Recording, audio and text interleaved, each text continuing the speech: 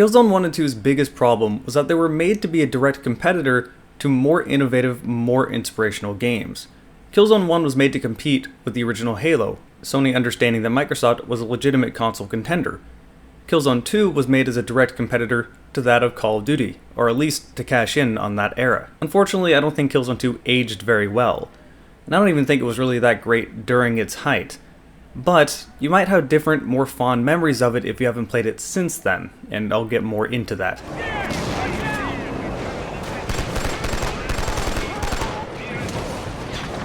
Graphically, almost 10 years later, Killzone 2 still looks great. The effects on things like explosions stand out, the lighting is fantastic, the texture work is well done, but all of this comes with an asterisk. It runs terribly. Killzone 2 tries to stay at 30 FPS, but it really doesn't manage that, especially on the more chaotic levels where your frame rate is going to stay steady around 15 to 20 FPS. It is that bad. To make things worse, the FOV is one of the worst I have ever seen. At times, it's difficult to see where enemies are when they're right in your face, standing just in front of you to your left, because the FOV is so small they're actually off screen. I really can't stress how poorly this game runs. At times, it's almost unplayable. The moment you start shooting, the frame rate drops, and it's hard to do anything. It's made even worse if you decide to use something like the flamethrower. You probably don't remember this fact because this game came out in that era, where the Xbox 360 and the PlayStation 3 were just too underpowered, and yet they lasted way too long. Every game really wanted to push graphics, but the consoles could not handle what they were trying to push, so instead of going for frame rate, they just went for the best looking screenshots possible and let the frame rate suffer. For some reason, between 2008 to 2012 or so, this was just accepted on the 360 and PS3, whereas it always annoyed the hell out of me because I was mostly a PC gamer. So for me, this was not acceptable in any way whatsoever. This frame rate is not playable to me. This FOV is not playable to me and is infuriating. So all of these nice looking graphics means nothing because the game does not run well. If it looked great and ran well, I would give it so much props. But it looks great but runs terribly, so the graphics are a hindrance on the game. I might sound a little bit worked up when talking about this because it gets really annoying when there are constant big gunfights happening and the frame rate is so bad that it's difficult to play and you end up dying having to restart over and over. So it truly does make the game worse by looking this good. You should always focus on frame rate above graphics. To a PC gamer this seems obvious, and in hindsight this seems obvious, but this was standard practice around that time. They really wanted to get as much as they could out of consoles and didn't want to put a new console out and just wanted to ride the 360 and PS3 to death.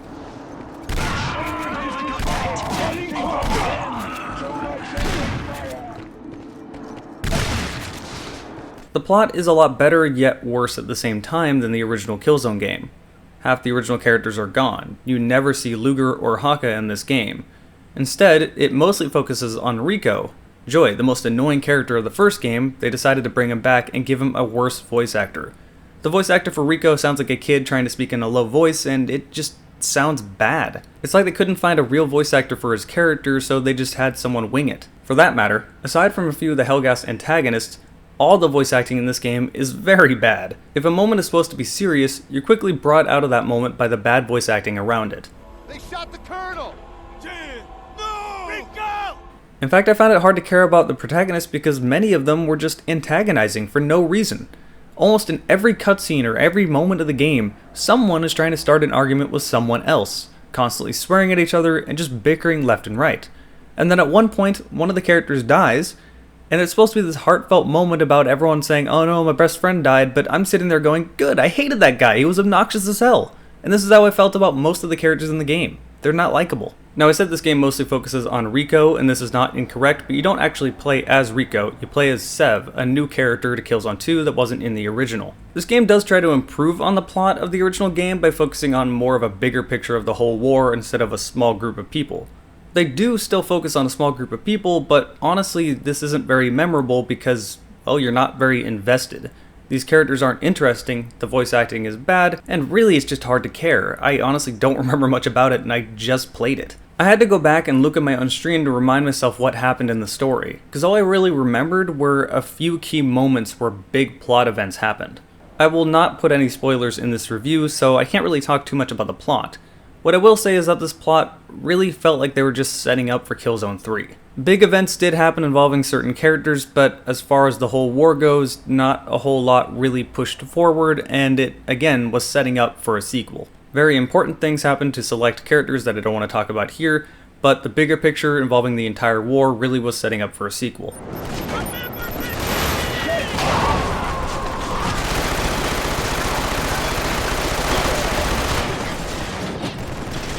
Up until now, I've been talking about Killzone 2 as if it was a bad game, and it's not a bad game, I should probably make that clear. The graphics are hindered by poor frame rate and a bad FOV, the plot is hit or miss with a bunch of really bad voice acting, but it's the gameplay you're really here for. It's a video game, and it's a little hit or miss. But it can be really great, and also really bad. This game came out in 2009. The same year that Modern Warfare 2 came out, when the Call of Duty craze was at its highest and everyone wanted to be the next Call of Duty, or at least wanted to be part of that market. Killzone 2 is no exception. You probably think very fondly of it back in the day because you were part of that Call of Duty craze, but going back and playing it now, it just feels like Call of Duty with a Killzone skin. I should point out that I'm not going to be talking about the multiplayer at all here, I'm just talking about the single player. From what I know, the multiplayer was a lot of fun and really good, but the single player is sometimes great, sometimes awful. Now, I've never actually been a fan of the Call of Duty campaigns. I don't like any of them. Well, at least from Call of Duty 4 on. The way they're laid out simply bothers me. You're spawning into a map, a linear map with enemies constantly pouring out at you, with a friendly NPC yelling at you to do something, and if you don't figure out what you're supposed to do fast enough, the game arbitrarily kills you to force some false sense of urgency. This bothers me. Let me go at my own pace, and let there be proper progression. Killzone 2 unfortunately falls into these same exact problems. A linear level with a friendly NPC constantly yelling at you to do something, with a clown closet of enemies constantly pouring in at you that are brain dead. It's not satisfying to kill the millionth hellgas pouring out at you when you're trying to push through all of them constantly pouring out at you instead of there just being a set number of enemies to kill and move on through. Now, I know the reason they do this is to force some big epic battle as a part of the story, but really it just frustrates the player and is not fun. I would say about 35 to 40% of the levels are like this, with big wars supposedly happening, but you just shooting the same mindless enemy running out at you until you finally get past the checkpoint where they stop spawning. This is not fun. This is frustrating and annoying. On the flip side, the other levels are just you taking out squads in a combat arena. There's not a clown closet of enemies constantly pouring out at you, and this is actually a lot of fun. The gunplay has been greatly improved from the first game, even if it does feel pretty much like Call of Duty's gunplay with ADS and everything. They even took the only two weapon approach, except for they made it even worse because you can only carry one primary and a pistol, and there are only two pistols in the game, so this means you were only going to be carrying one primary the whole game. You want to pick up a rocket launcher? Well, you're going to be stuck with a rocket launcher and a pistol, not a rocket launcher and another primary. You cannot drop your pistol, and this infuriates me. Why did they make this change? It was not necessary. What makes it even worse is that the revolver feels like garbage, and that's the revolver you're going to be using throughout most of the game. They even made it so the Hellgas secondary is semi instead of 3-round burst like the first game. Why? The controls in this game never felt natural to me. I'm not sure what it was, but I never really fully got into the swing of this game. I could play it, but it didn't feel quite good. Now keep in mind, this isn't just coming from someone who hates a PlayStation controller and plays mostly on PC. I did play other console games. I have decades of experience with Halo, yet this game didn't feel so good. To make things worse, they added a cover system that drove me insane. Cover system works as follows. Press crouch near a wall, you get stuck to the wall. This is really annoying because sometimes you don't want to get stuck to the wall, you just want to crouch, and this got me killed countless of times. You have no option. If you're crouching and you walk near a wall, you get stuck to that wall. I don't want this. The cover system in itself was only there because unlike Killzone 1, this game has a regenerating health system. So a cover system is kind of mandatory because you're going to be taking a lot of time sitting there waiting for your health to come back. Why not add a cover system? Of course. A cover system itself isn't necessarily bad and can be fine. Look at Rainbow Six Vegas 2 for example, but in Killzone 2, it was not implemented well at all. And the final complaint I have about the controls, pardon my language here, but the 6-axis bullshit is fucking annoying.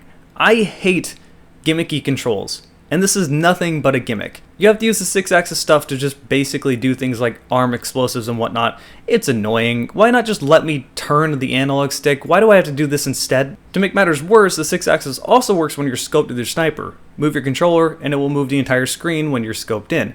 This is annoying because if you move your hands in any way while you're trying to aim the normal way, and it gets thrown off. You can't turn the 6-axis stuff off either. You're stuck with it. It's there. Let me turn this shit off, I don't want it. I'm being really harsh on this game because I've heard nothing but praise about it, but playing it myself, I'm not quite seeing it. It just feels like another game, part of that era that was trying to be like Call of Duty and trying to get those Call of Duty sales, and it worked really well. But as someone that never cared for that style of game aside from multiplayer, it doesn't do much for me, and going back and playing it now makes it even worse. It's like they flip-flopped back and forth. They don't know if they want to be Call of Duty or do something original with Killzone, or they don't know they want to be more traditional, give you an arena to take out enemies instead of constantly having clown closets pouring at you. It feels like it's lacking a little bit of direction that it should have had. If there's one thing you can't fault the original Killzone game for, it's direction. It always had a specific art style, and a specific style of gameplay that stood out as being Killzone. Killzone 2 doesn't quite have that. Now, I'm sorry if you guys wanted me to just praise this game, but I'm not really feeling it that much. Like, again, I had some fun with it, and it could have been really fun, and it was on some levels, but when I think back of the game, I honestly feel the more frustrating levels. That's what I remember. I don't remember the really fun levels as much. In fact, my first memory of Killzone 2 is being disappointed that they removed the split functions of the weapons from the first game. You remember that badass Hellgas rifle that had an underslung shotgun in the first game?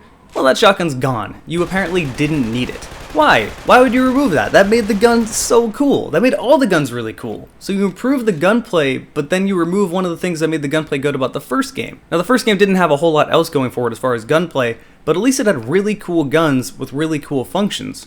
But in this game, just improved the gunplay, yet didn't do anything to make them stand out. And that's really the biggest crutch of the gunplay. Sure, it feels good, but you could just reskin it as a Call of Duty game and no one would really think much of it. And this goes all the way down to the actual designs.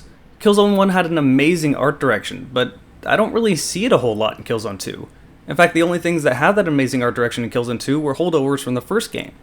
All the guns just sort of looked like slightly reworked real guns to try to be futuristic. The default ISA rifle looks even more like an M4 now, just bullpup. The Hellgas rifle is missing the underslung shotgun and the top carrying handle, making it look like a different gun entirely. Maybe it's too much for me to ask for them to bring back the amazing presentation that the first game had, but that was easily the first game's selling point. When you saw Killzone 1, you knew what it was. It looked very distinct from anything else. Killzone 2 lacks that sort of distinction.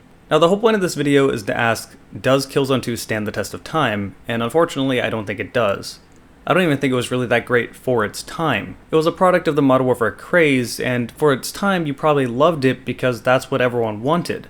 But I don't really think it was that great ever. Can you go back and enjoy it now? Yeah, it's not a bad game, it's certainly a good game, but it's nowhere near as great as people have been telling me. If you can look past some of the levels just being annoying clown closets the whole time, then you can really enjoy this game, as again, some of the levels that allowed you to go at your own pace with a small group of friendly NPCs were really fun.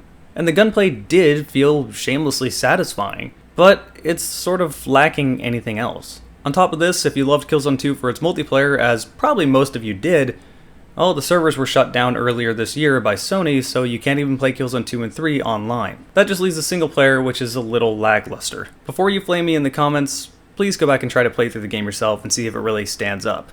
I got a lot of comments on my weapon showcase of Killzone 2 saying that this was people's first online game, which 1, makes me feel really old, and 2, explains a lot. First online game in 2009? God, that just reminds me that kids grew up with Call of Duty now, and it just makes me sad. All this complaining aside, I don't think Killzone 2 is bad, nor does it deserve a bad review. I just think it's more mediocre than people were telling me it was. But that is all I have to say about Killzone 2. If you've liked this video, be sure to like, favorite, comment, subscribe, all the stuff you usually do. All of that, I sound like I'm repeating myself, but it really does help YouTubers. If you didn't like the video, I'm sorry, please don't hate me. As always, big shout out and thanks to my patrons. I'm going to be starting patron streams back up, so if you want to come join us, be sure to check out my Patreon. Please help me over there, it really does help me a lot. And if you want to follow me on Twitch, this is where I streamed all of Killzones, where I grabbed all this footage. So I like talking to my viewers, I like talking to you guys directly as I'm streaming. Go check it out, twitch.tv/Jarek4GamingDragon. Thanks to all you guys for watching, and hopefully I will see you over on my Twitch.